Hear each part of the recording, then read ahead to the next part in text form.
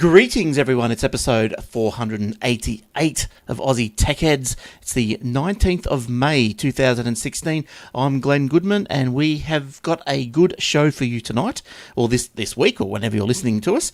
We have heaps of stories, actually. I have. Don't know about the co-host here tonight, but we'll see what he can rummage up. It's not Eric, it's someone else. A surprise for everyone, but not really. It's Will. Hey, Will. Hey mate, how you doing? Good, thanks. What have you been up to? Working hard? I've been absolutely flat out at work. That's the way, lifting all those heavy batteries. That and then trying to figure out what's going on with our website. Well, you know, that's what happens when you pay monkeys. That's what happens when you let marketing experts touch your website. That's right. All right, thanks to, in speaking of websites, which I think you have got it hosted through us, but not built by us. So that's why you've got problems. But you No, the one that was built by you worked perfectly fine. Yes. Well, yes, it did, didn't it? Yeah, they didn't like works fine, but they didn't like it because they didn't have they couldn't, mess it up. They didn't want to they didn't like the shopping cart that they couldn't put into it or something. Yeah, that's right. I don't know what happened.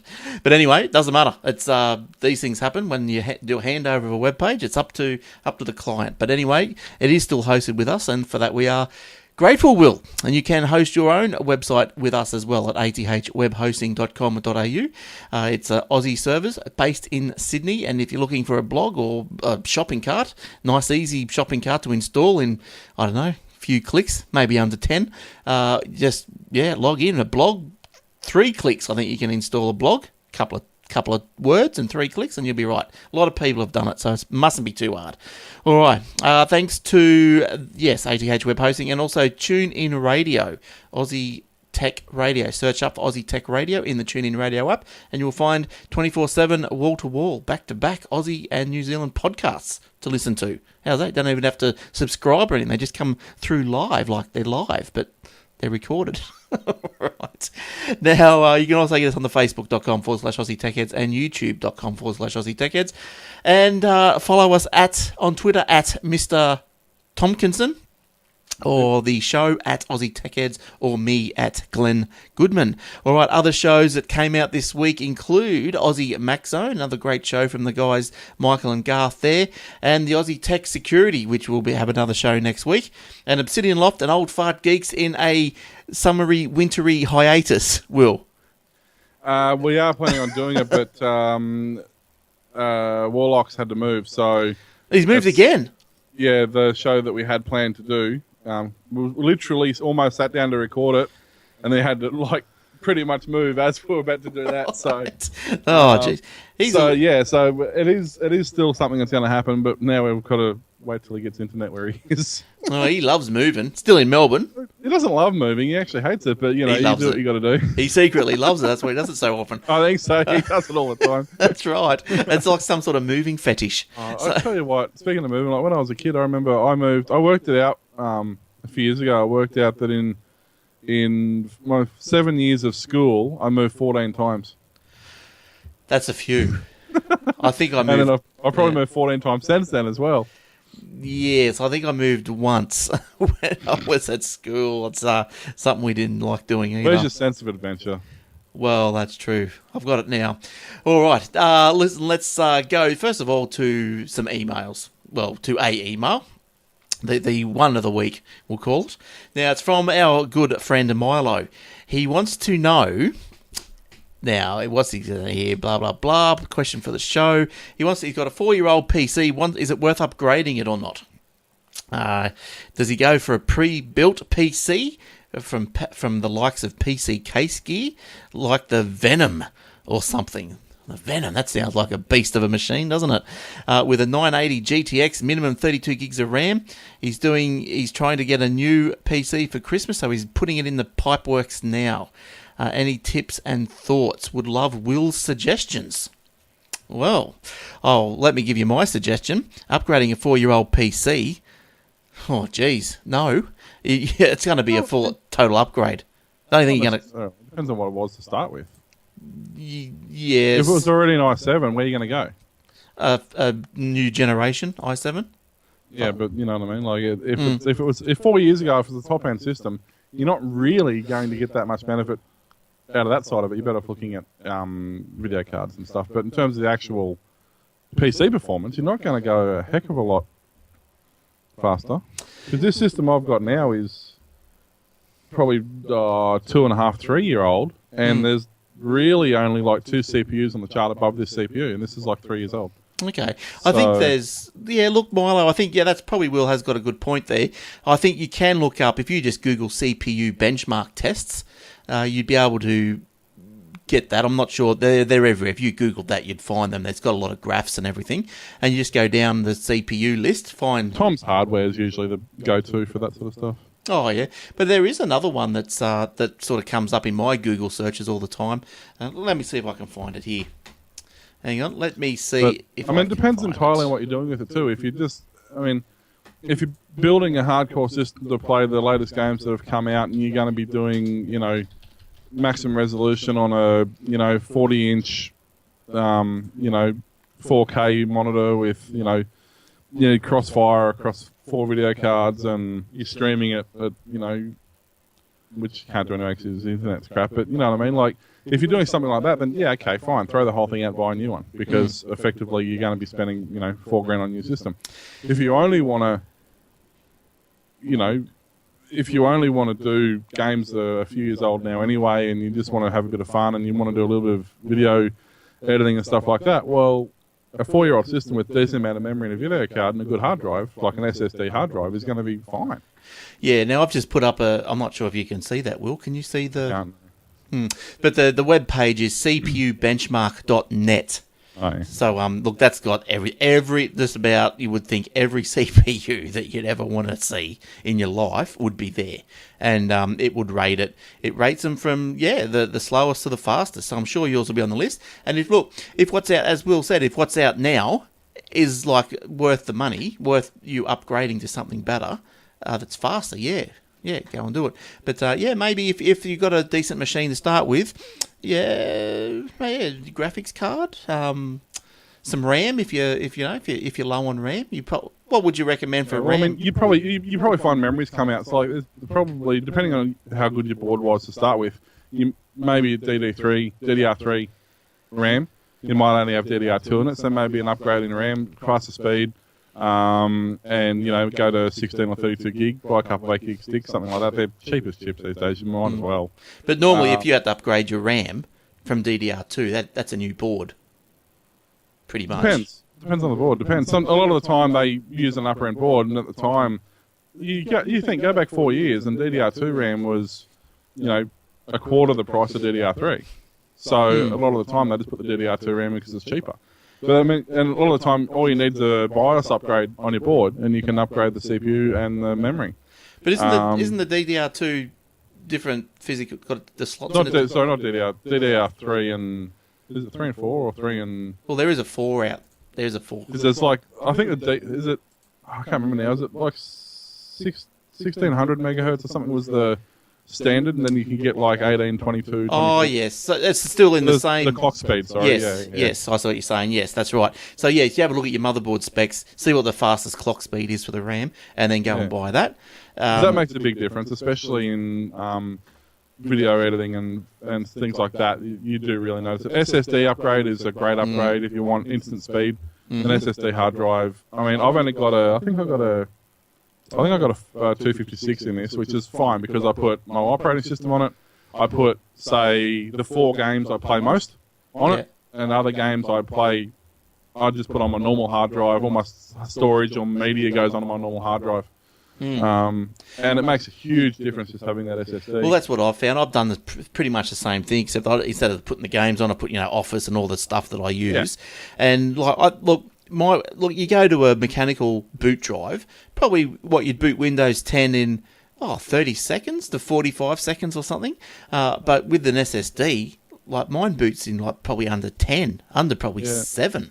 Well, this one here, I just reinstalled Windows on the weekend, and I threw a normal hard drive in so I could copy some files across and did a quick install on that. The install on my standard hard drive on Windows 7 to do the install from the time I started to the time of the first boot was like 35 minutes. On my, admittedly, that was only a 5400 Western Digital black drive. Yeah, so Smoke alarm. my lithium charger. But once I put the SSD in, I did a full fresh install in about 6 minutes, 7 minutes. Yeah, SSDs are the bomb. And, like the 256, Samsung SSD, like you can get those things for probably, $120 or something? Yeah, not even. MSY, I was looking at the new, I'm trying to think what I'm running in mine, actually. The new version of mine. I'll have a quick look. I suppose, and after all that, you get all your hardware and stuff going, don't forget to make sure that your operating system 64-bit. You don't want to languish with Windows 10 32-bit. Okay. I did that by accident. I accidentally put 32-bit on the first install the other day. Oh. Yeah, so you can go for something like even like a SanDisk Ultra 2, which is what I'm running. Am I running that? I think I'm running that on the other computer actually. But you're looking at a 250 gig hard drive. You're looking at $99. You go for a Samsung drive. They do 2 terabyte SSDs now.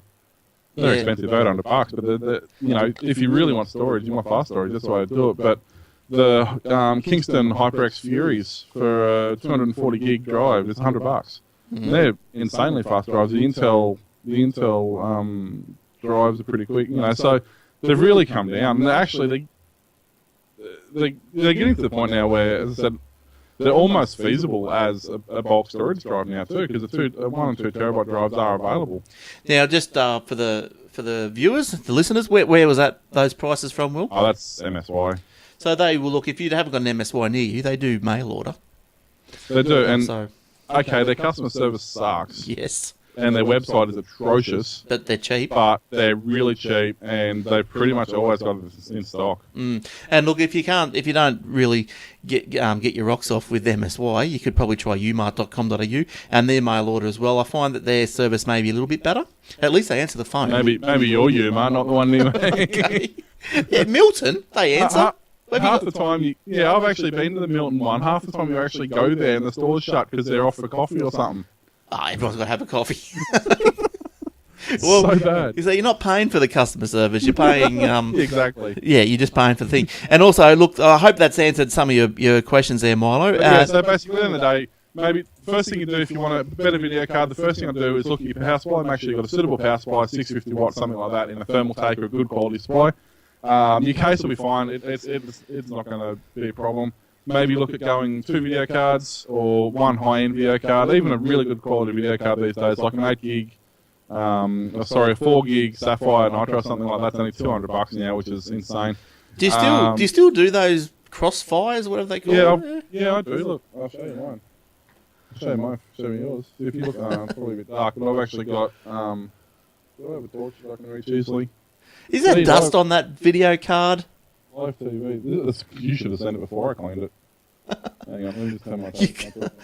Cleaned it with a nice abrasive cloth. So you can see I've actually got 4 video cards in there. I've got my X5, which is my sound card. So there's a video card below that, and then there's 3 other video cards there. So mine are all, I've got 4 cards in this system. I've got water cooling, and I've got fans on my RAM. I like the blue lights. That's the best thing in there. I got my SSD tucked away in there with my 4 other hard drives and nice stuff. But then my radiator for my cooling is currently on top of the case because it lives on the side, but the side's not on at the moment, so obviously it can't go there. Sweet. Okay, now so the short answer is it really comes down. Think about what you want to do and how you want to approach it, and you don't. More often than not, you're not, unless you're doing something insane. And even if you were, I would custom build a system, not buy a pre-built one, because you can never get the specs on a pre-built one that is going to be what you want. That's right. You got a custom build. Now, look, we'll finish off with that because he has got another part 2 of the question. Ask Will if he had a letter. This is re-MBN Will. Ask him if you had a letter giving a time frame for when they put the box outside your house. He got a letter earlier this year from the 6th of January to 28th of June. Now another letter come and said between the 8th of June and 25th of October. So did you have problems like that when you got your MBN? Different times of installs? And I didn't get a letter. Mine was just on the wall one day when I come home. Well, there you go, Milo. You're one step ahead of Will. Will wasn't even advised. According to a lot of the rollout sites, we still don't have the NBN here. Sweet, nice, so excellent. Yeah, excellent. I take absolutely no notice at all of anything that has to do with the NBN. It'll be there when it's there. On your wall. The day the box is on your wall, ring up and get it. All right. Now, okay, let's move on to some stories. Now, look, here's one here that is probably good to put in the back of your mind. JB Hi-Fi is in talks with the good guys. What does this mean? Now, JB Hi-Fi is in talks to acquire the good guys. So this is very interesting because, you know, every time I go into the good guys, unfortunately, the store's pretty empty. And, you know, I'm not... Oh, really? Yeah, up here it is. Well, they're sort of not in a shopping centre. They're a bit of just outside of a shopping centre. There's a JB in the shopping centre. There's things around.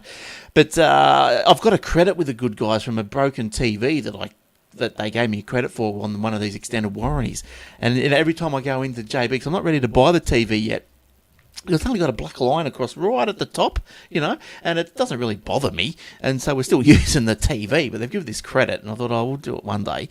But every time I walk in and it's so quiet, I'm thinking, I'm going to get rid of that credit, you know, because you don't want things happening like with Dick Smith and all this sort of stuff. So anyway, if you guys have got a credit with the good guys, maybe have a little bit of think of them about what you're going to do with it. So the Good Guys is traditionally known as the home appliance retailer. The Australian company also sells a range of PCs and accessories from the likes of HP, Acer, Asus and Lenovo. The Good Guys is also an Apple premium reseller. JB Hi-Fi announced its plans to expand into the connected home market in February 15, taking on rival Harvey Norman. So JB Hi-Fi expects to have 179 stores in Australia by the end of 2016 financial year, including 58 home stores. Yes, so now... Yeah, so I thought the Good Guys were actually franchises. I'm not sure if that's the same. The ones I knew about were, but I think, that's like saying Domino's is a franchise. There still are corporate-owned stores, and at the end of the day, the corporation still owns the licensing. So they can sell that to someone else. But I don't know if Fair Trade Commission is going to get involved in that, because if JB and what's the name get together, Good Guys get together, you really, what's that leaving? R.T. Edwards? Harvey Norman? Hardly normal. Yeah, but Good Guys, well... Domain? No, Harvey Norman, not really, because they don't really do... Oh, well, I guess they've got but they do beds and lounges and all sorts of other stuff that Harvey Norman doesn't do cheap. So, actually... neither do JB do, I guess. Good Guys don't really either. Not too bad. They're cheaper than Harvey Norman, but Good Guys and R.T. Edwards and stuff are all about the same price, and then JB's that little bit cheaper. Well, look, I'm just talking about department stores. I just want to do this other one just quickly, Will, and then you can have a shot. It's Harvey Norman now has been caught using a Kogan screen. I don't really know what the big hubbubaloo is about it, but probably because they don't sell Kogans. They're cheaper than their own. Yeah, but really. See, actually, it's really weird. Harvey Norman's one of the last major retailers that doesn't, as far as I know, don't have their own branding. Yeah, even Good Guys have the GBA or whatever it is. Yes. Well, look, I'll tell the story so people who go, what are you talking about? So they know. So anyway, Ruslan Kogan, who owns the Kogan, has posted a video on Twitter showing it was either sent to him or he's walked into a Harvey Norman store, and lo and behold, Kogan TV up there, like with the demo, doing a product demo or something like that. Look, there could be 100 different reasons why that's there. It could be the TV could be owned by the actual product that they're demoing. Part of it. Yeah. But anyway, Ruslan he's posted this video on Twitter showing Harvey Norman store using a Kogan branded screen to display in one of its stores. He said the video was taken in Melbourne's Queen Street Victoria store and asked how long it would take for the monitor to be removed after his tweet. Now, I've got the tweet there and the monitor. Now, Kogan and Harvey Norman found, Jerry Harvey. Now, apparently I didn't know this, but they've been having a few pot shots at each other over the time, since about 2010. Yeah, since it started, yeah. Yes. So I didn't know that they were, because I think Jerry's big beef is the same as it's always been, is that he's saying that, Kogan's got an advantage because of this under 10,000 no GST import rule. But... Well, it's under 1,000. It's under 1,000, but But it doesn't matter. Like, if he sells a phone, or he sells a kettle, this is Kogan. If he sells whatever, he's still got to charge GST. To charge it. I mean, but the thing is, it's kind of a lot of crap because he's going to pay it because he's not going to bring in a kettle. He's going to bring in a container of kettle. Yes. So he's going to be paying more than $1,000 anyway. Yeah, and I think you will find, like, if you've frequented Kogan's site, you can, you buy the cheap TVs. And look, I'm not even sure how good the TVs are. I assume they're okay. From what I hear, they're not bad. Yeah, yep. My nephew's got one. He's had it like 3 years and it's still going. So it's better than my Samsung. I've had my Samsung 3 years and it's just about dead. So what's that tell you? Yeah, well, look, I've got an Audi one and a median, and it's a little 40 centimetre. It's been going for a long time too. It's outlasted an LG and a Panasonic. Yeah, exactly. So anyway, where was? Oh yeah, with the So you go on the Kogan site. If you look at the Kogan site, he might have a TV, 50-inch, $500, but you'll see, well, delivery's in 4 weeks. 55-inch LED TV, $500. Thank you very much. Oh wow, that's even better. Just look at now. But sometimes he goes, well, the delivery's in 4 weeks because he's got to get so many customers to say pre-buy. To come in. Well, he's pre-buying, so he can go, okay, if we can get 500 people to buy this TV, I can get it for this price and give it to you for this price, so we'll bring it in. But so I think that's how he works. But anyway, so Kogan also, and I haven't seen this, I've got to go and look this up, but Kogan even has a Harvey Norman versus Kogan page on its website, claiming its direct model and online business model means it can pass on savings to customers, which is pretty much... The other thing I like that they have as well is they have an app that actually works on your phone. Kogan? Yeah. Oh, look, it's pretty good. Look, I wouldn't mind trying a TV, or I don't even know anyone with one. I'm just looking at their TVs now, and 55-inch, using a Samsung panel. Does it say Samsung panel, or you just know that? No, it says Samsung panel. Full HD 1080p, personal video recorder, so it's got PVR, Visa mount capable, so it's wall mountable, HDMI with time shift, $500. So the problem with the median from Audi, the one that I bought, is, look, I like it. It's bright, it's clear, it's full HD, all this sort of business. But it must be a low megahertz, because when you're watching a sport or something, it is blocking. Get that refresh rate, yeah. I might do the same thing. It's just a low refresh rate. But I wonder, like, does that move across to the Kogan range? Like, is this low refresh rate?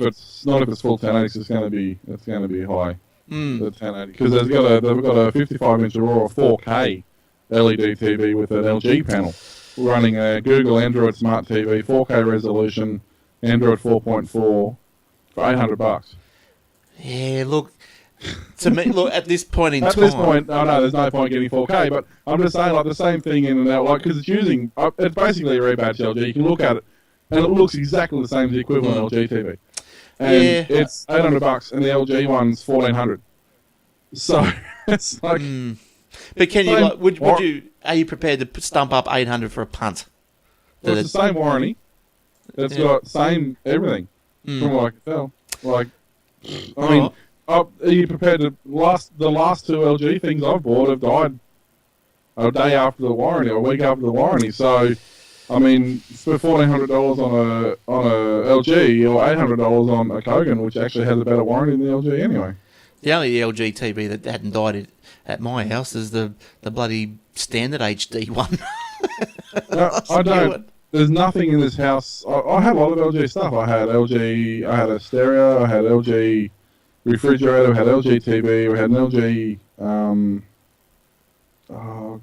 2 or 3 other LG things I can't think off the top of my head.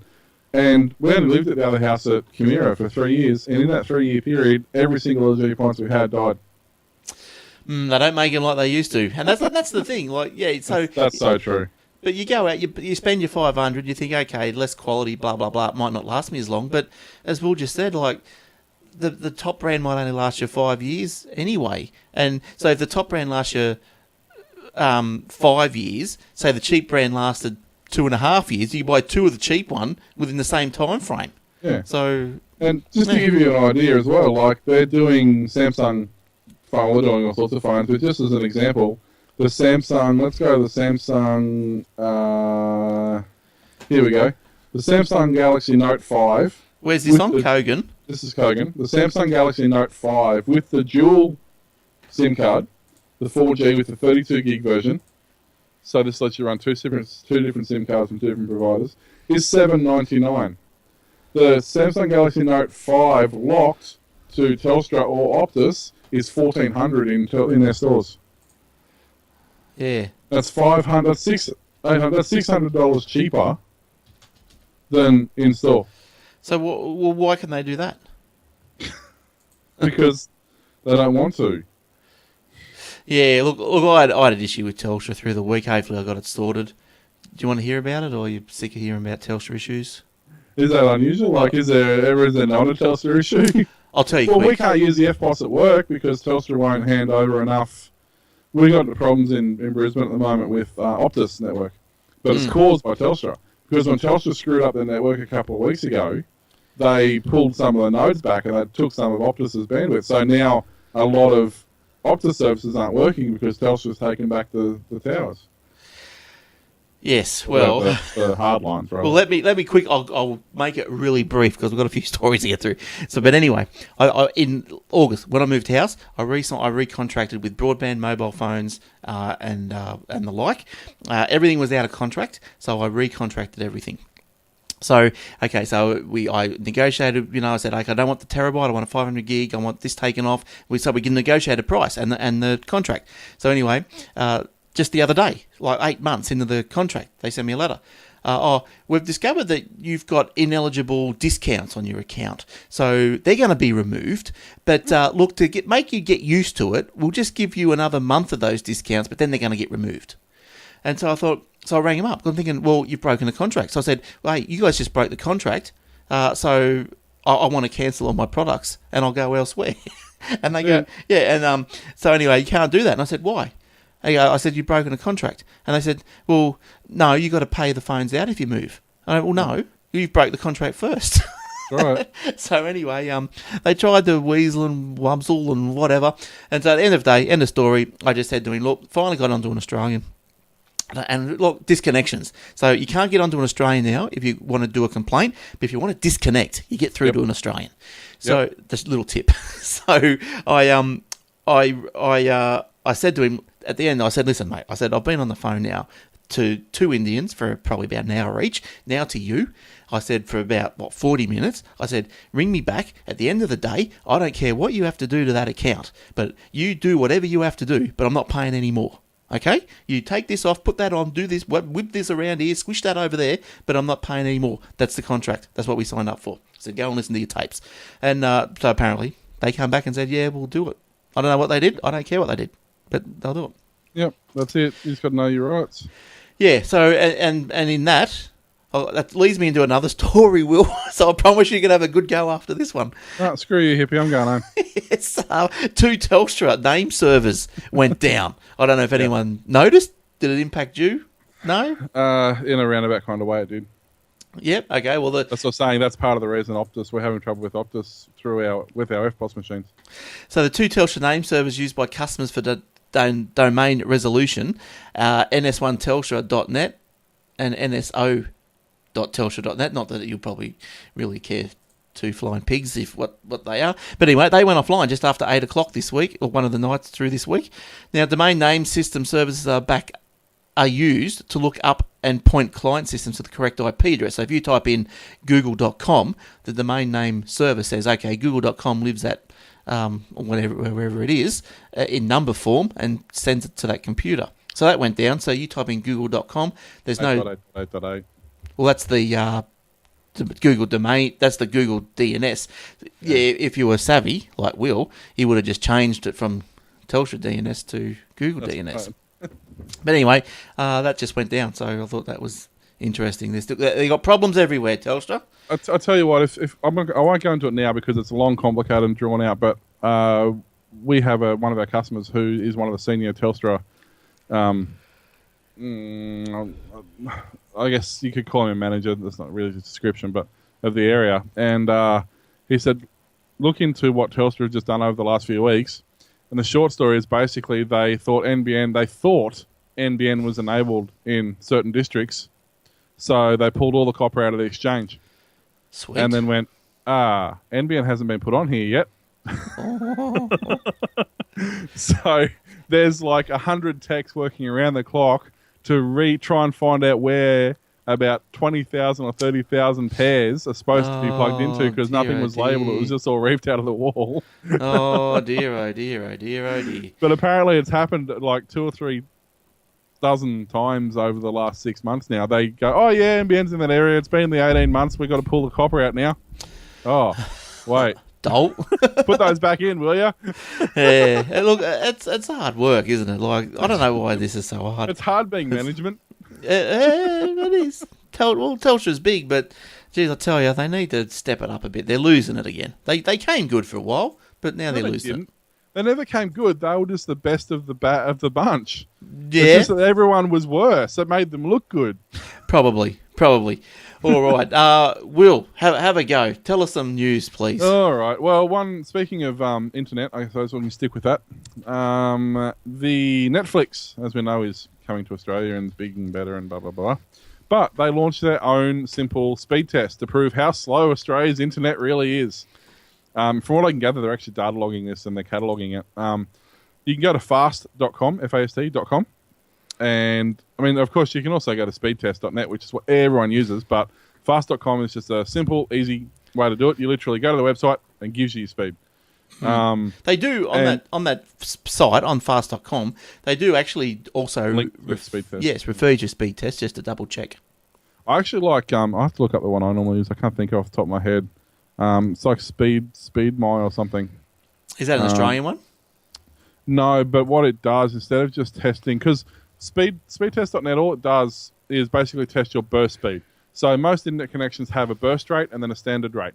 A burst rate's the first, I don't know, 50 meg or however they set that particular internet connection up. And speed test doesn't really download enough data to get out of that burst mode, so your speed is artificially raised. With this other one that I have a complete blank about, it actually continually runs the test until it receives a constant speed. So it gets over that burst rate and then it settles down into what your speed actually is. So I might on that test I come up with like 125 meg burst sometimes. But my actual constant speed is like 80, which, you know, is still enough. But you notice the difference. Like if you're on ADSL, actually, I did it at Evans Head at my in-laws' place, and they're on ADSL 1, just. And according to speed tests, they get 1 meg down and 0.25 up.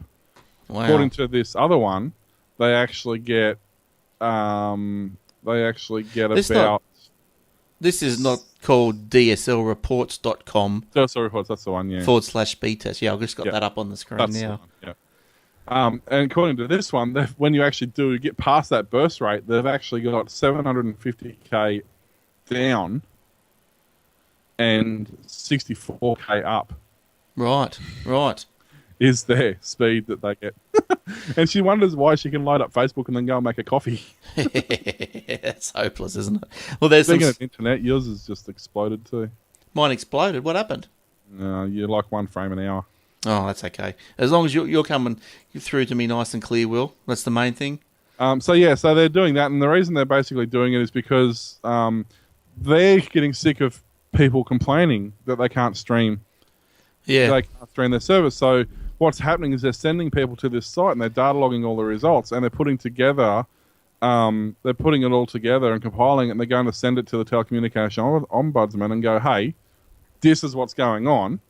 You know, you're destroying our business because you're unable to provide a service.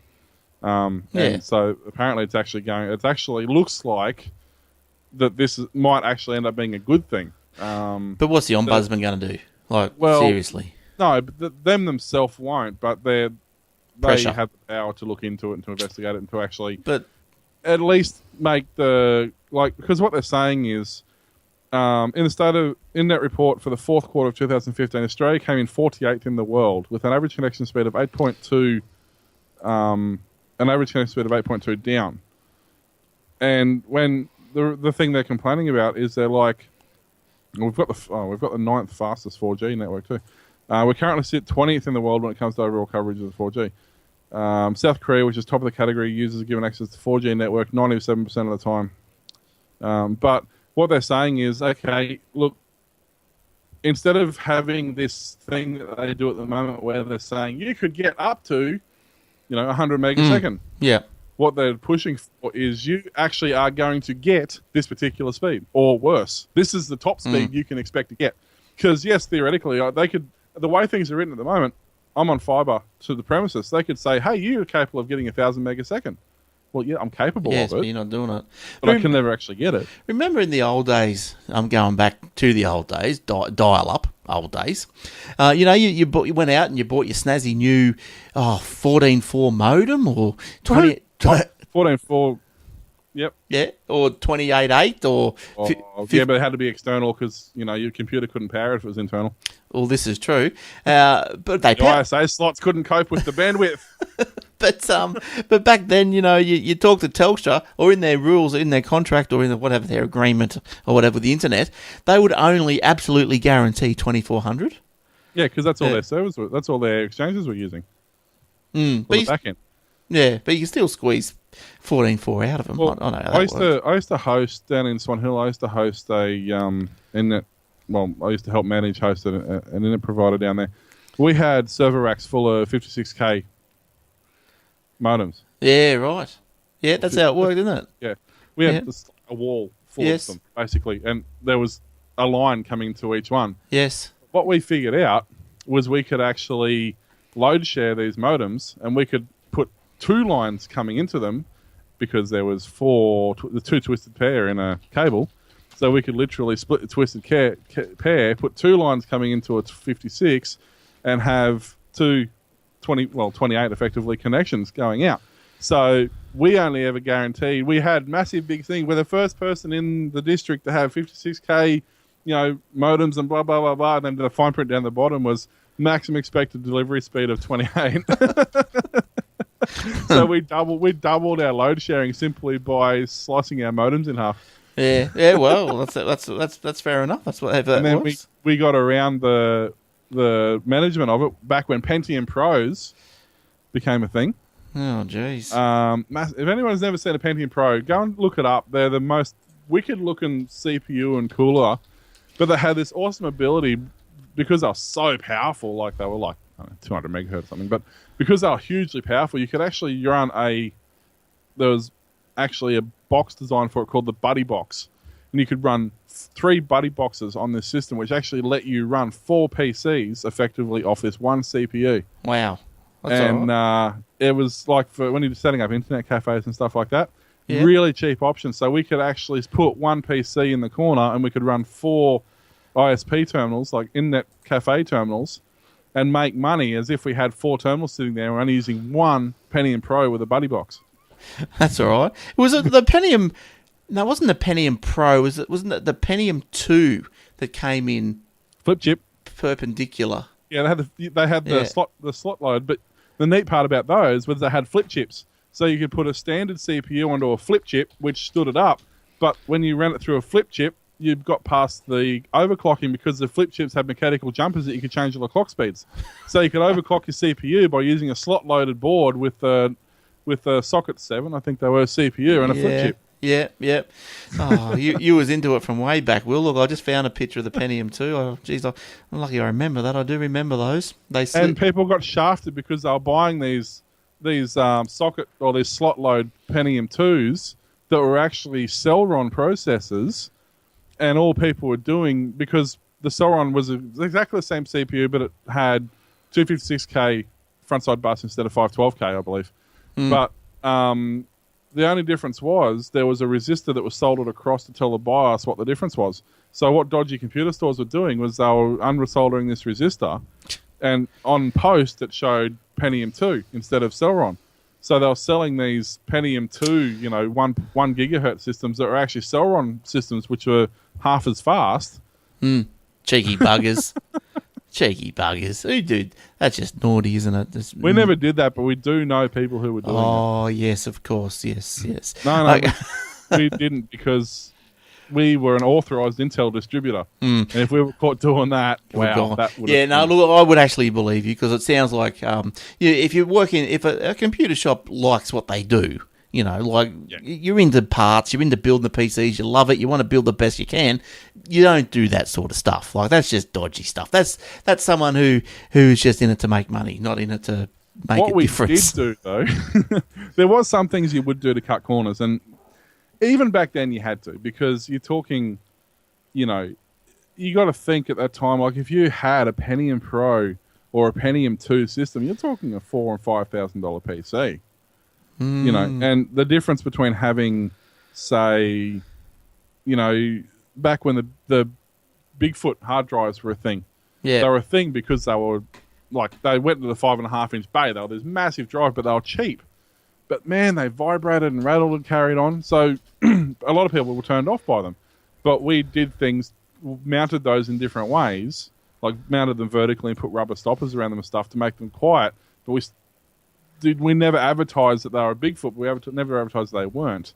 But because they were a lot cheaper than a standard equivalent 2 gig drive at the time, you could knock $500 off the price of the system just by using a Bigfoot hard drive. Yeah. So there were things you could do to cut corners that didn't actually affect the system, and then there were things that you cut corners that really did affect the system. Yeah. Well, that's right. I remember, look, just really quick, back when I was a kid, you used to have the floppy drives. And I remember at the public library, we had the Apple computers to use. You're only allowed to use the single-sided discs in them because for some reason they thought that the second side, you flip it over, that side wasn't coated or something, and so it would scratch or damage the hard drive head. Bull. No, that, or a lot of people thought that because that side was not used, that it might get dusty and dirty and you'd damage the drive. That poor little Apple computer down at the Coolangatta Public Library, we had people have discs, in the ocean through, how'd they get in the ocean? Through bullying, so to speak. And I'd seen it. I'd seen these discs in the ocean, covered in sand. They'd come back, stick them in the Apple hard drive, and be going, soon enough, it'd go, it'll wipe all the dust off. All the sand. That's and if you want to know what we're talking about too, there's a real interesting thing about that. If you just Google, the data density on a floppy versus a hard drive, you can see how actually some dirt you can get away with having on a floppy drive. The way the layers are spaced apart, they're so much finer. Like a floppy drive, really, a bit of dust will sit on top of it. So when the heads come around, it'll get rid of it. Right. Because the dust actually can't get into the groove of the drive. But I know I can't find that graphic for that. But look, I know with the hard drives these days, they're all in a sealed unit, so the dust can't get in. But apparently what does get in is smoke. Because they're not sealed. Yeah, but the dust won't. Well, hard drive's not knocked his microphone. Hard drive's not a sealed unit. If you ever have a hard drive and you don't do this to a hard drive that works, because yes, this will actually not kill your drive. It will work perfectly fine, but I don't recommend it. We had one at TAFE. We took this cover off, put Perspex cover over. It looked cool. But if you've actually got a hard drive and you usually it's under the motherboard, there's a perforated sort of cottony sort of sticker. If you peel that back, there's actually a cardboard cartridge air filter in there. These aren't drived. These aren't hermetically sealed. These are open to the air. And the reason is so they don't get condensation if you go from hot to cold environments. Hard drives are perfectly, they're air breathers. So smoke and dust and smoke particles and general pollution and things like that will get into these and they will tarnish them, which is why hard drives fail over time. Especially if you're a smoker or you've got an open fire in your house, you will go through hard drives like they're going out of fashion. Yeah, that's right. They're not sealed. No. Yeah, that's really cool. If you ever get a drive that only kind of works, take the Perspex, take this off, put Perspex on this side, and put it into action. How are you going to easily get that off? Just unscrew it. There's little. But they're screws. Funny. Oh, can you get screwdrivers for that? Yeah, they're just Torx bits. I got. The one I thought they were funky. One case of them there, and there's another case of them over there. They're just standard Torx bits. There's nothing special about them. I thought the ones I've seen on mine, I thought they were different, even to that. No, what you just there's had. Torx and the secure Torx. Oh, it might have been secure Torx. Secure Torx are the same thing. They've just got a little hole in the center, so you've just got to use the. Yeah, you can buy them anywhere. Everyone's got them. Very secure. Secure They Torx. were back in the early 90s when they became a thing. And nobody had them laying around. Someone brought the screwdriver out. You can go and buy them at Servo. I bought a jeweler's kit at Servo that's got Torx bits on it. Oh, okay, nice.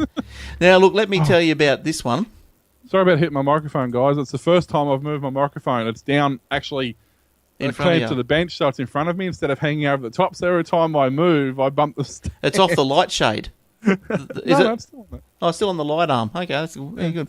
Now, look, Myer and eBay have launched the world's first virtual reality department store. Now, Myer, the concept is surprisingly simple. You put on a VR headset, iOS or Android device, and the eBay virtual reality department store app. Now, once launched, the user chooses the departments of interest they would like to browse, and a custom virtual store is built to reflect your selection. Now, look, I've got a little picture there. And guess what I bought today? Some little cardboard Google VR thing. Cardboard. $5. Yeah, That's right. I got a couple laying around here somewhere. They're pretty cool, actually. They're pretty neat. So you simply hovering over a certain product, you can view a 3D model and are given the option to hover over information icons, which gives you more details into full product specs, price, availability, and shipping details. Now, if you want to add it to the basket, you just have to shift your gaze to add to basket. So I don't know how it knows all this stuff. But anyway, it must. It's the whole point of the Google Glass. It knows that. Yeah, but this is an iPhone or an Android. Yeah. But anyway, it uses all the sensors it knows. They're only they look at you, right? You know that the Androids have got eye sensors in them, so they can tell when you're looking at the screen, so that when you're actually reading, you can just keep reading and it'll scroll the text automatically. Does the iOS do that? I don't know. Android's done it for 3 or 4 years now. We had a good discussion last week, Eric and I, about the advancements of Android rather than over the advancements or the non-existent advancements of the iOS and Apple. Now, iOS do copy and paste yet? No. Now, yes, they do. Currently, there are over 12,000 products providing a good range of inventory. The entire product range, pricing, and stock information will also be updated in real time, so that's pretty handy. Now, from today, eBay and Myer offering customers the opportunity to receive their own Shopticals. Now, specially designed virtual reality viewers to start your VR shopping experience. Now, 15,000 Shopticals will be available for free of charge. So what did I do? Went straight there, didn't I? Links in the show notes. Go and see if you can get a Shoptical. They're already taken, I think.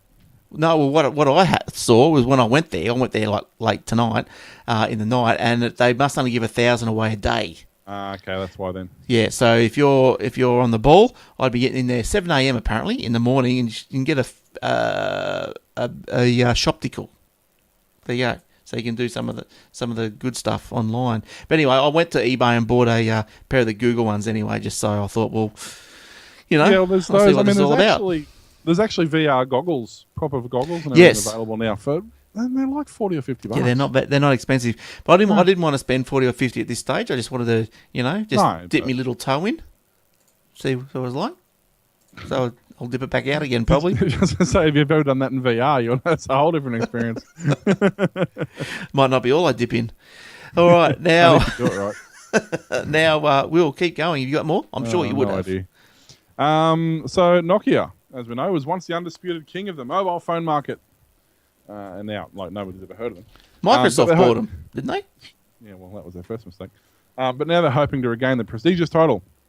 After being dominated by current market leaders Samsung and Apple, Nokia sold its unprofitable phone business in 2014 for $9.9, for some bizarre reason, billion dollars to Microsoft, who later dropped the brand from its Lumia smartphone headset. So that was a great investment, guys. Yeah. After shifting its focus to the telecommunications infrastructure, Nokia is ready to make its triumphant return. Ooh. Excuse me. With its new generation of smartphones and tablets.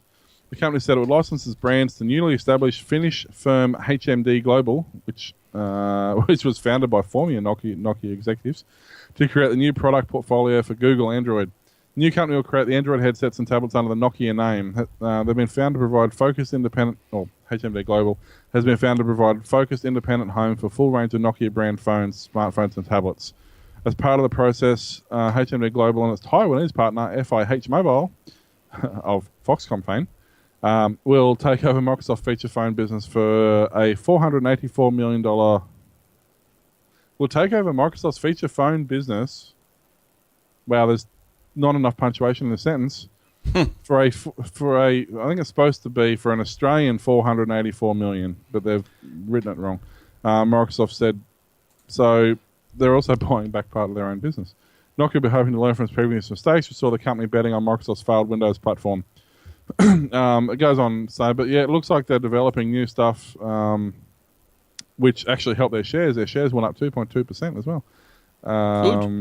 But yeah, it looks like they're actually going back to what they did. They made solid, reliable, high-quality phones that did the job they were supposed to do, and you never had a problem with them. You never had, your phone lasted double your contract length. Yep. It was, everything they promised it to be, as opposed to their last ones, which just weren't anything. But so that would be interesting. See if they're successful in getting back in the market. So yes, I guess so. Well, speaking of Microsoft, just as you were in Windows 10 is Windows 10 anniversary is coming up soon in our spring. Now it's the anniversary update is going to arrive then. Microsoft will be increasing the number of promoted apps known as programmable tiles from 5 to 10. So that the programmable tiles are those tiles you see when you hit the Start key, or the Windows key. Programmable tiles are shown as part of the Start menu. So when you click on the promoted app tile, you are taken to the corresponding page on Microsoft's Windows Store. I haven't been to the Windows Store for a long time. But isn't there like 4 apps in the store? Yeah. Look, every time I go to the Windows Store, it's pus. And to the point where I stopped going. And I to the point, because I bought a nice little laptop/tablet, Windows 10, so I could use it as, to read a mag or do whatever. You can't, well, last time I looked, you can't do that on it. There's no apps. Useless. Well, I got a tablet. We got a tablet that we're using for work for point of sale. I should have bought it home, actually. It's a little, 8-inch thing. Not bad. Add-in processor and stuff. And when we got it, had Windows 10 on it, even though I'm sure it wasn't supposed to have Windows 10. It's supposed to, I've ended up putting Windows 7 back on it just because Windows 10 was so slow. But you go to the tablet, it's supposed to have this thing. You go into the tablet feature, you click on that, and you would think that makes Windows 10 really nice to work on a tablet. But when you turn on the tablet feature of Windows 10, it destroys the tablet functionality of Windows 10. None of the pinch and zoom, none of the swipes, nothing works properly once you actually enable the tablet functionality. Yeah, well, I don't think mine works pretty good. I haven't probably really tried all this pinch and zoom business, but it works okay as the tablet. This thing was just too underpowered. It only had 2 gig of RAM, and it works perfectly fine on Windows 7, but Windows 10, you load Chrome and you'd wait 5 minutes for it to load load up Chrome and load a site. So it's rubbish. I'm getting sick of Chrome too, just quietly. Really? Yes, it's I love it. Oh, look, sometimes I find for some reason, if I'm changing what I do, change the DNSs around for domains and all this sort of stuff, or the name servers and all this sort of stuff, I find you do it and you reload the site up on Chrome, and for some reason it holds on to the old name servers, but then you bung it into Firefox, and as long as a bit of propagation's happened, it's pretty right. And I can't seem to flush the Chrome out. I've tried everything. I can't seem to do it. So, but and I keep getting these strange errors, on Chrome when I'm... Are you using Chrome or Canary? Because Canary is a 64-bit version of Chrome, because Chrome's still only 32-bit. Well, I'll tell you, I'm pretty sure I'm using the 64-bit. You go help about. Help about? Doesn't say.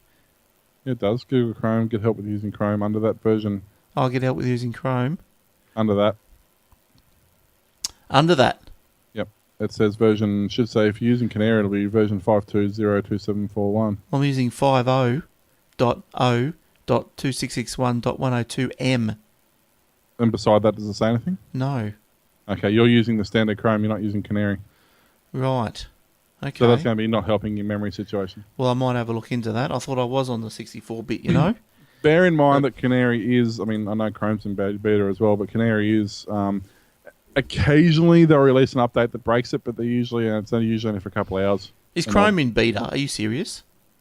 Yeah. Google. Hello. Like Gmail. Gmail is... No, it came out. No, you can turn the Beta logo back on. I know it's actually not in Beta, but you can turn the Beta logo back on in Gmail. Right, good stuff. I don't know if Chrome... I know Canary's still in Beta. I don't know if Chrome still is. I'll look that up, actually.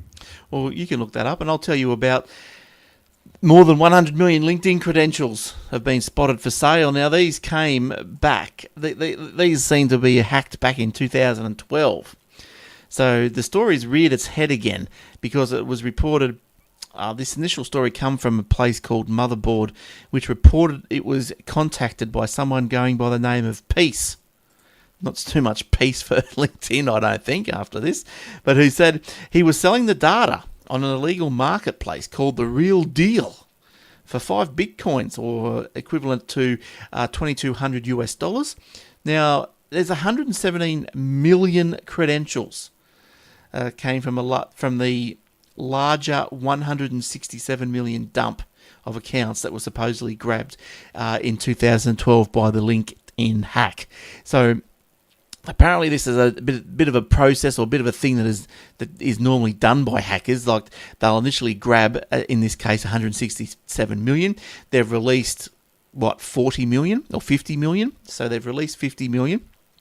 And they've held on to 177 million for, when the going gets tough. So obviously the old Peace going's got a bit tough.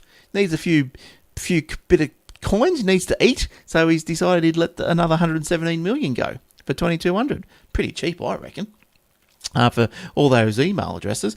So now Tom Beardsley, it's a good name, isn't it? Beardsley. Security research manager for Rapid7 said the most valuable data in the LinkedIn compromise may not be the passwords, but the enormous registry of email addresses connected to working professionals. Spammers rely on accurate, active email addresses to target, and the low price tag of 5 Bitcoins is likely to generate significant industry. I'm sure it will. If you want to get your product out there via spam, at $2,200 is not a very big price to pay for 117 million, Richie Tidge email accounts. It's pretty good. Might go and buy it. All right, did you find what you were looking for? From what I can tell, I've just been to the Chrome website. From what I can tell, it's still in beta. Because when you click on it, it says, try out Google Chrome Beta. Google Chrome Beta lets you play the newest Chrome features. Download Chrome Beta now. They love betas. So, from what I can gather, unless I'm missing something, it's still in beta. All right. And I was just reading statistics on it. Actually, it's the what was the reading? It's on desktops. It is 60.1% of all internet usage, and on mobile browsers, it's 45%. So it's definitely the browser of choice. Although you can use the new Firefox one if you want to change your browser DNS on your not DNS. What they just implement? Your VPS. They implemented a VPS into Firefox apparently. Right. Oh, right. I only just read that today. A VPS or VPN? Virtual Private Network. Yeah. So you can change where you can spoof your location. I don't know. I haven't looked into it. I only just read about it before on my Facebook. I haven't even had a chance to read about it yet. So if you got one of those fake Facebook accounts and you really want to get up someone, just spoof your IP address. Does that work? Facebook. I don't see why not. Yeah. Well, speaking of Google, they're going to phase out Flash by the end of the year. They already have. Well, apparently not all over the show. So, really?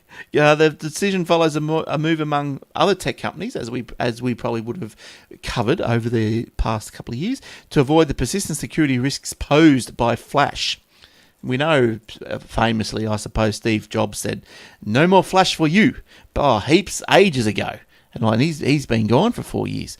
Also, now Facebook abandoned Flash in videos such as Facebook newsfeed and on Facebook pages in December 2015, switching instead to HTML5. Most places have gone to HTML5. However,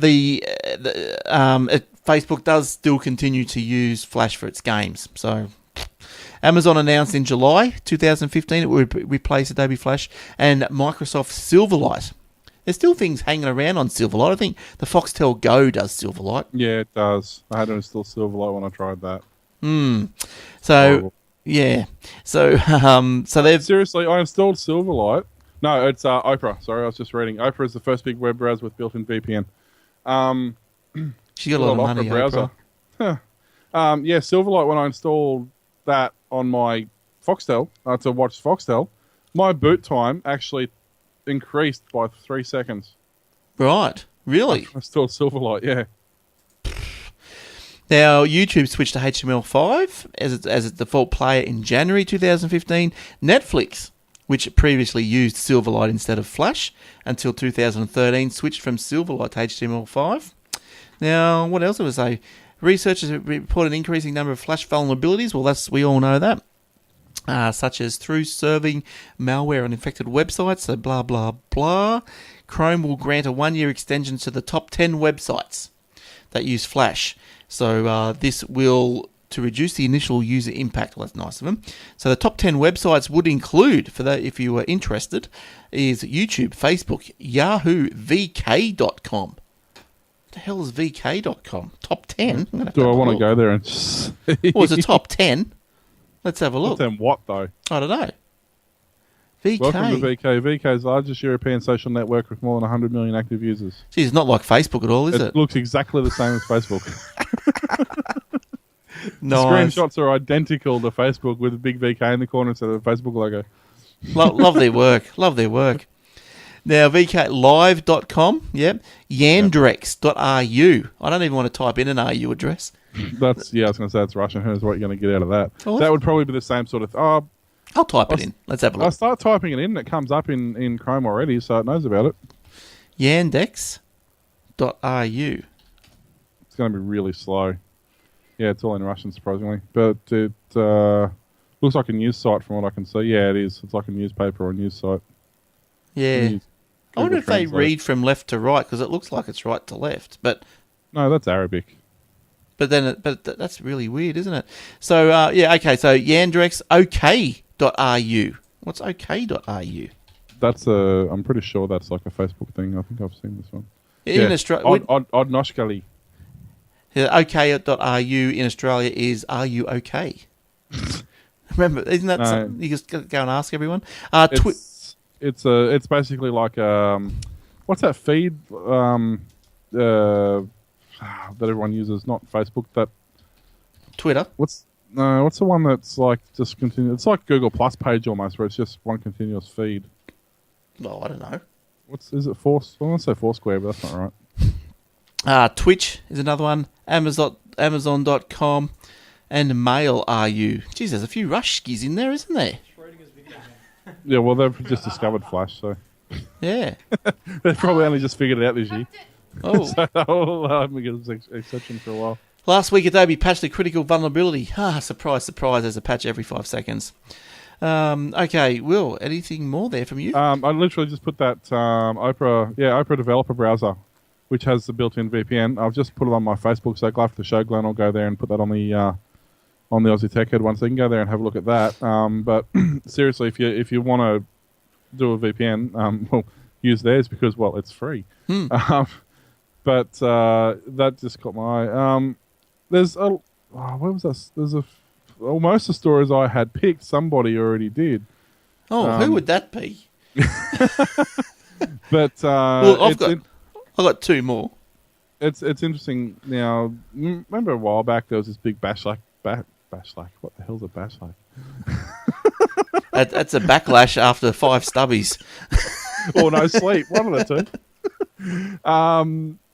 two. Uber was getting ripped apart by people saying they're crap and they're going to die and they need to go away and then blah, blah, blah, blah. And, well, congratulations. They're now legal in just about every state now except South Australia, I believe, because Western Australia's just passed it. I think Melbourne's had a bit of a go. Yep. Canberra, they're legal. And South Australia was holding up. I think they've just done it as well. And it's legal in Queensland. And they've balanced it well because obviously they've changed the licensing structure now, so taxis haven't got to pay stupid amounts of money and they're getting rebates and blah, blah, blah, blah. But what I found funny about Uber was just about every Uber driver I've spoken to was either a taxi driver or a taxi owner. And are they better? Off? Oh, heaps better. Yeah, really.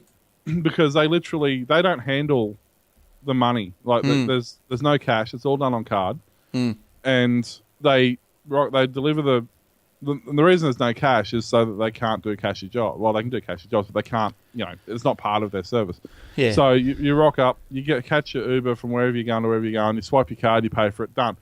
The taxi driver's finished with that transaction. At the end of the week, all his transactions get tallied, and he gets his share automatically into his bank account, and that's it. It's done. He hasn't got to worry about anything else. Uber takes care of everything else. And it's just so much less stress, less hassle. And you know what? I'd bet $10 that someone at some stage would have went to the taxi companies and said, "How about we do something like this?" They did. Yeah, not like Uber, but how about we do like something like have an app? When Uber started in San Fran and over in the States, California, I'm sure it's where it started. I'll have to look into that, but it just sounds like something that... Yeah, it's over there. Yeah, it's over there somewhere. But when it started up, we deal with a few taxi companies through work, and every single one of them bitched and complained that it's going to destroy them. I said, well, do something about it. Don't just sit on your ass and complain about it. Either transition over to it and embrace it, or do something constructive and make it, a fair playing field. And I don't know, for the last 5 years, it's nearly been 4 or 5 years, they've done nothing but complain. And I actually hadn't seen one of the taxi guys for ages because I've been stuck in the office, but I went and I did deliver it to him the other day. And he's talking about Uber, and I said, what did I tell you 5 years ago? He goes, yeah, I know. But guess what we're doing now? We're converting all our taxis from black and white to Uber. So now the taxi companies are actually becoming Uber. Yeah. Because it's such a much better system. Well, that's what happens. Now, look, if you're ever in a taxi and you see some funky writing scratched into the back of the seat by a Chinese Don't ring the number. Trust me, don't ring the number.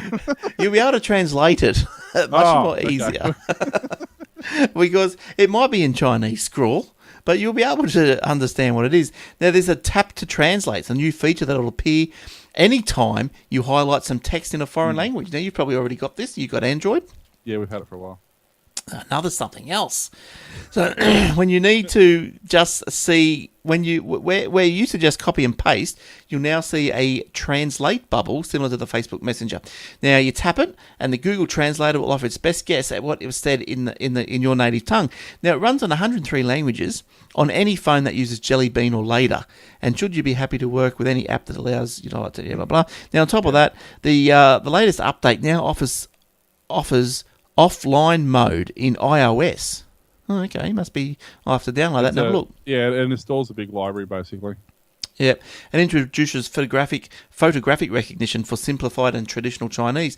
That's pretty good. Look, they've got a demo on the site there, and if it works like the demo... I should clarify, there's been a few apps that have done that. I don't think it's been... Although my favourite one is the Google Glasses or Google Goggles. That is amazing. If you're trying to find something obscure, like we get some really weird random battery numbers and stuff off some of our customers, I literally just take a photo of it and stick the phone in my pocket, talk to the customer for a couple of minutes, take the phone in my pocket and go, oh, you're after that one. Right. Yeah, okay. That's great. So what's that? Google Goggles? Google Goggles. You basically take a photo of something. So I'm going to take a photo of my screen where I've got some stories up there. Yeah. And then what it'll do, it'll go through and it'll analyse that. And then what it will do is you'll see now, I don't know if you can see it, but the story I did was Virgin Mobile backup after outage. Yeah. And it suggested a news link, Virgin Mobile news link about the outage. So whatever you take a photo of, like if I pick, here we go, here's a Panasonic HD multi. Yeah, let's use search by taking pictures. Yeah, so if I take a photo of that, which I don't know if it'll see because it's pretty dark. Let's see how good. No, it's not a bad camera, this. Panasonic HD. There we go.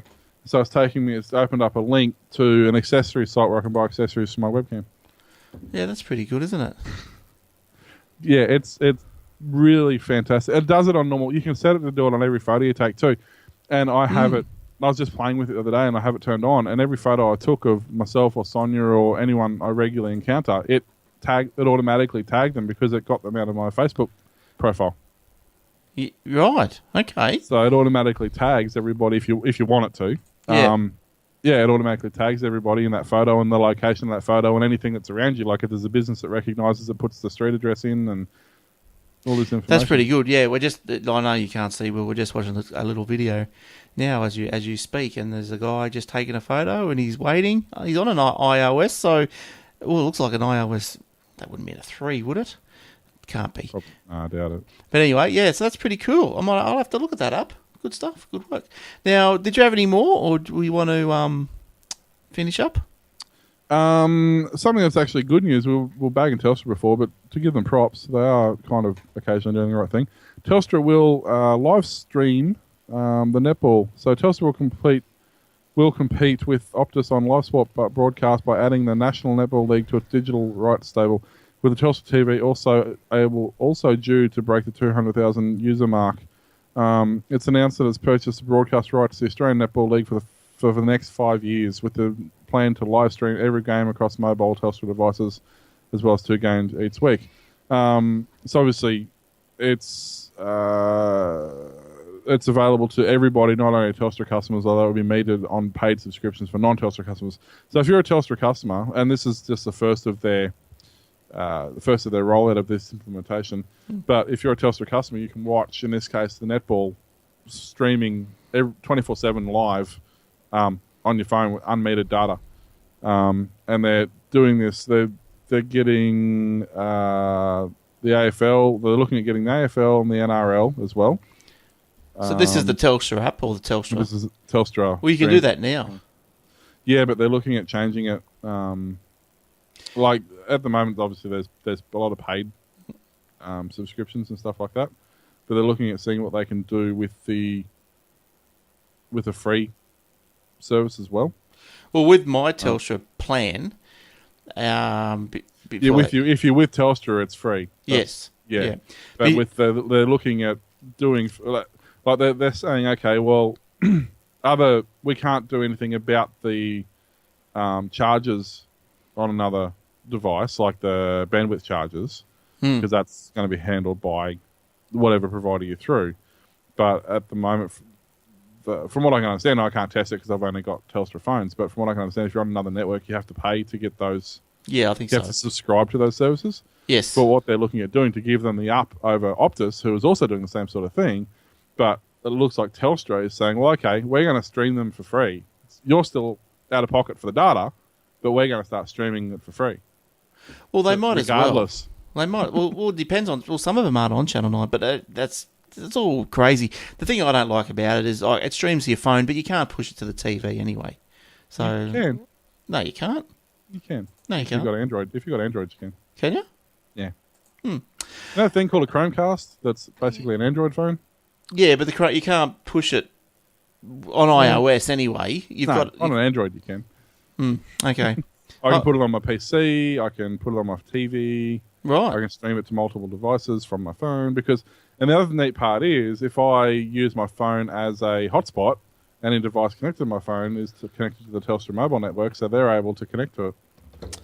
All right. Well, on that note, we'll go to my last story. Now, if you're under 18 and it's not 9 o'clock, fine, I'm going home. You're not allowed to listen to this next story, all right? So now, look, everyone needs to lose a bit of weight, all right, here and there. Everyone's a bit podgy. What are you trying to say? Everyone's a bit podgy. Oh, okay.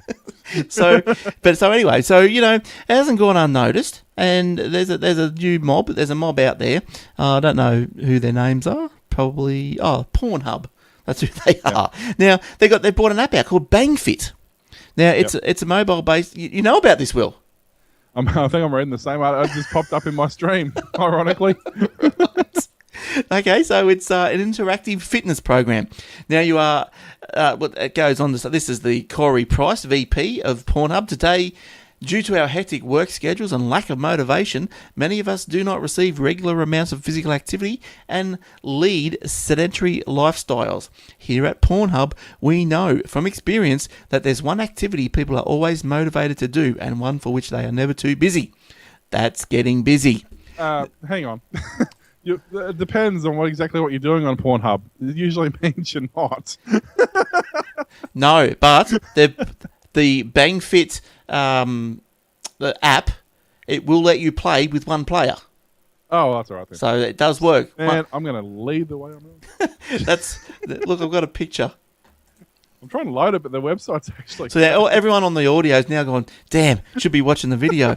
Now, and I'll tell you what, if you get a chance, watch the YouTube video. It is hilarious. It's absolutely hilarious. Okay, so first you select a number of players. You have the choice of 1, 2, or 3, then gender, and then sync the website game with your smartphone. From there, the Sexerciser attaches the smartphone to the BangFit waistband that looks like an erotic bum bag, where the phone can record your movements via motion sensors. Now it's got to be active. Then it can't just be. you got to be the one doing. It can't be lazy. No, you got to be the one getting busy.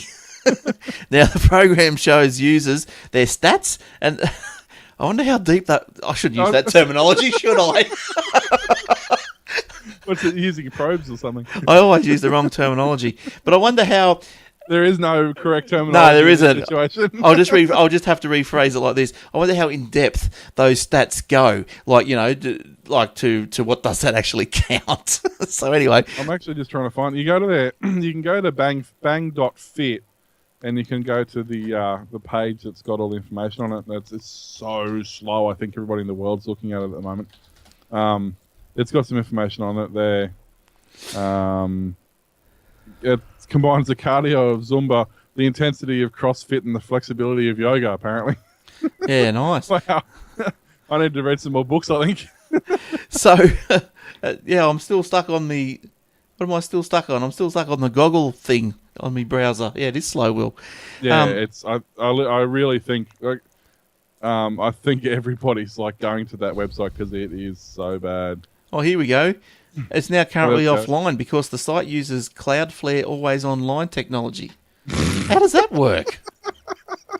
This page, in brackets, bang.fit, is currently offline. However, because the site uses Cloudflare always online technology, you can continue to surf to a snapshot of the site. Well, it's not really always on, is it? Not if it's telling you it's offline. We will keep checking the background, and as soon as the site comes back, you'll automatically be served the live version. Okay, well... So I've got in, it's a 1-player, 2-player, or 3-player. I can't even do the Cloudflare review. Okay, we try a live version. All right, well, anyway, here we go. Hey, whoa. That just sent me straight to Pornhub. Sorry about that. Oh, don't click on the yellow button. That's bad. No, I did. Yeah, don't do that. Sorry, viewers. Bit of a surprise there for the viewers. Now, it's actually loaded up on mine. If I can share my screen if you want. Oh, I'm not that interested. But yeah, it's you go to the smartphone, click on the thing next. Okay, let's click on next. So you're on the NBN, Will. That's why you go straight through. You get preference to us plebs. No, so, but anyway, you get the idea. The program shows you the stats. Participants can share their information on social media, woohoo, according to a rather funny promotional video. Okay, yeah, so see above. Yeah, okay. Show notes, aussietechheads.com.au/podcast. Go and see the show notes where you'll be able to see links to all the stories that we have done tonight, including that one and the video, apparently, which Will says is rather funny. So go and do that. It's interesting. Get your mum and dad's permission. It reminds me of something that you'd watch in 5th grade sex ed. It's all done with stick figures and pastels. Right. Oh, look, we're up. There we go. BangFit. I'm currently going to on my phone bangfit.mobi. Let's see what happens there. But anyway, that's enough. It's not that exciting. Okay, so reckon that's the most exciting story we've had tonight, as far as I'm concerned. Well, the video does look pretty funny. All right, okay, so that's it. Let's get out of here. Okay, thanks, Will. Thanks for coming in. And it's been it's been a rather long show this week. That's my fault. No. Send me an email and complain. You know you want to. Go on. No, actually, long as in we started late, yes, but it's long as well. As I said, that's my fault. I'm a shocker. I don't shut up. So, no, that's fine. So, okay, so cool. So, don't forget the AussieTechRadio.com. If you can go to the website, find out how to tune in, but the easiest way, grab your TuneIn Radio app, which is on Windows everywhere. 10, 8, iOS, Android, What's this you got here? What's this? They got the same error on their mobile site. Yeah, it's getting smashed. Or was it Cloudflare is currently exploded. Please try again later. It's getting smashed. All right, so cool. If you got anything you want to tell us, you can email me at glenn@aussietechheads.com.au, or you can Twitter me at Glenn Goodman or at Aussie Tech Heads, or Twitter Will at Mr. Tompkinson. If you got any comments, suggestions, or failures about the show, we'd also like to hear about those as well. Leave a review on iTunes if you liked the show. If you didn't, don't. Just go on your merry way. All right? That's it. But I suppose then you wouldn't be listening this far into it, so you wouldn't be hearing this anyway if you didn't like it. All right, so good. So screw you. Yeah. Up yours. Okay, Will, thanks for that. We'll see you again soon. And we'll hopefully be heard by you guys again soon as well. So until next time, and whenever that may be, have fun and bang fit. Bye-bye.